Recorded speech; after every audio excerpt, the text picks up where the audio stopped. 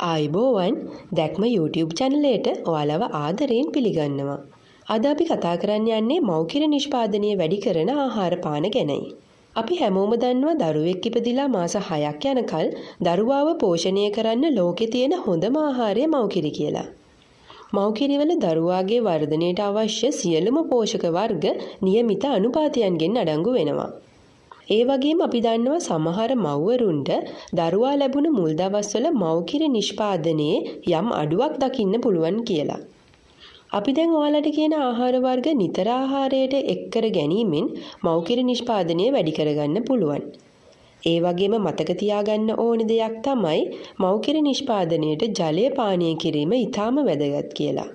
දරුවාට මව්කිරි ලබා දීමට කලින් මද රස්නේ වතුර වීදුරුවක් පානය කිරීමෙනුත් මව්කිරි නිපදවීම වැඩි වෙනවා.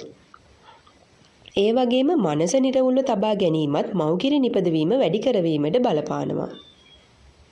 කොස් පොලොස්. කොස් ගහක් යටින් ගියත් කිරියරෙනවා කියලා කතාවක් ගැමියන් අතර ඇතිවෙන්න හේතුව තමයි කොස්වල තියෙන මේ මව්කිරි නිපදවීමේ හැකියාව. විටමින් පෝෂක පදාර්ථ විශාල ප්‍රමාණයකින් මේ කොස් පොලොස් සමන්විත වෙනවා. පොලොස් ව්‍යංජනයක් හා මැල්ලුමක් විදිහටත් කොස් කිරිකොස් කොස් මැල්ලුම් වගේ ඕනෑම විදිහකටත් ආහාරයට ගන්න පුළුවන්.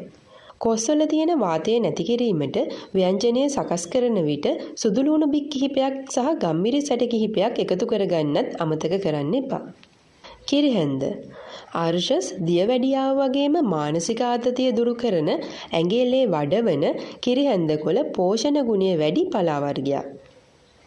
මැල්ලුම් විදිහට පොල් කිරි සමග ව්‍යංජනයක් විදිහට වගේම පරිප්පු කොස් ඇට සමග පිස ගැනීමෙනුත් රසවත් විදිහට ආහාරයට එකතු කරගන්න පුළුවන්. කිරි අගුණ කොළ සම්බෝල මැල්ලුම් සහ කලවම් පලා මැල්ලුමක් විදිහට ආහාරයට එකතු කරගන්න පුළුවන්. මව්කිරි සහ ලේ වඩවන වටිනා පලා වර්ගයක් තමයි කිරි අගුණ කියන්නේ. ජපන් බටුකොළ. මේ කොළ වර්ගයත් මැල්ලුම්, කලවම් පලා මැල්ලුම් සහ පරිප්පු සමග ව්‍යංජනයක් ලෙසටත් ආහාරයට ගන්න පුළුවන්.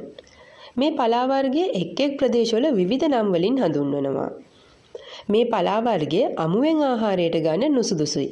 ඒ නිසා සම්බෝල විදිහට කෑමට එකතු කරගන්න එපා. කරවිල.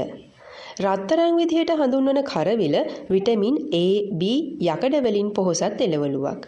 කරවිල ආහාරයට එකතු කිරීමෙන් මව්කිරි තිත්ත රස වෙන බවට මතයක් තිබුණත් එහි විද්‍යාත්මක සත්‍යතාවයක් මේ වනතුරු ඔප්පු වෙලා නැහැ.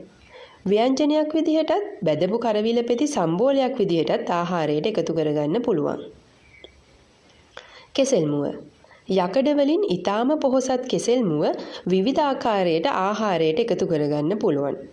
මව්කිරි වැඩිවීමට වගේම මලබද්ධය දුරු කර ඇඟිල්ලේ වැඩිවීමටත් දරු ප්‍රසූතියේදී ඇති වූ තුවාල ඉක්මනින් සුව වීමටත් කෙසෙල් මුව ආහාරයට ගැනීම උදව් වෙනවා.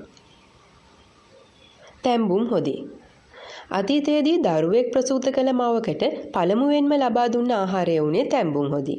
වටිනා ගුණ ඇති කුළුබඩු වලින් සකසන තැඹුම් හොදි වලින් මව්කිරි නිෂ්පාදනය උත්තේජනය කරනවා. ඒ වගේම දරු ප්‍රසූතියේදී ඇති වූ තුවාල ඉක්මනින් සුව කිරීම, දරු ප්‍රසූතියෙන් පසු ගර්භාෂයේ ඉතිරි වුණු පටක සහ රුධිර කැටි ඉවත් කිරීම, ගර්භාෂය සංකෝචනය කිරීම තැඹුම් හොදි මගින් සිදු කරනවා. තල. විටමින්, ಖನಿಜ ලවණ සහ ඉහළ ප්‍රෝටීන් ප්‍රමාණයක් අඩංගු වන තල ඇටවලට මව්කිරි නිපදවීම වැඩි කිරීමේ හැකියාවක් තියෙනවා. අතුරුපස විදිහට තල ආහාරයට එකතු කරගන්න පුළුවන්. ඒ වගේම විවිධ ආහාර වර්ග සැකසීමේදී ආහාරවල ප්‍රියමනාප බව වැඩි කරගන්නත් තල ඇට එකතු කරන්න පුළුවන්. මුරුංගා. මුරුංගා කොළ යකඩ, විටමින්, ಖನಿಜ ලවණ බහුල පලා වර්ගයක් විදිහට හඳුන්වන්න පුළුවන්. මුරුංගා කොළ වගේම මුරුංගා කරල් ආහාරයට එකතු කර ගැනීමෙන් ඇඟිල්ලේ වර්ධනය කරනවා වගේම මව්කිරි නිෂ්පාදනය වැඩි කරනවා. අමු පැපොල්. මැල්ලුම් සහ ව්‍යංජන ලෙස සකසා ආහාරයට එකතු කරගන්න පුළුවන්.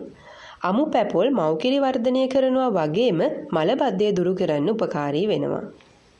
පළතුරු.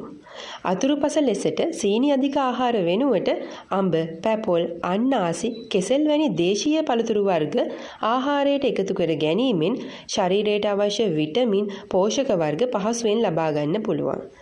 මෙයත් මව්කිරි නිෂ්පාදනයට අවශ්‍ය පෝෂණය ශරීරයට ලබා ගන්න පුළුවන් හොඳ ආකාරයක් වෙනවා.